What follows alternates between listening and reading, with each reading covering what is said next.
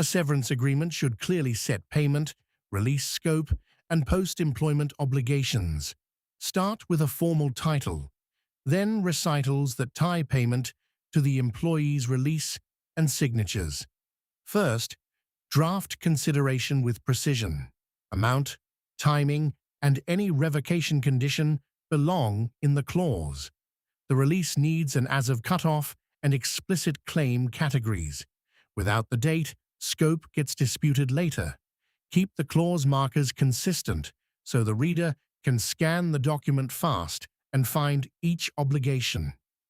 Confidentiality should protect the agreement itself, but still allow disclosures to counsel and tax advisors. Add a return of property clause with a short deadline. Devices, data, and access credentials should be covered expressly. The common fix is simple. Add the cutoff date and a lawful disclosure carve-out. Define dates, scope, and exceptions in the text itself, not in assumptions or cover emails. If you draft in Word, a tool can help assemble the structure and keep clause order consistent. LexDraft shows a clean starting point. Tap, like if that helped.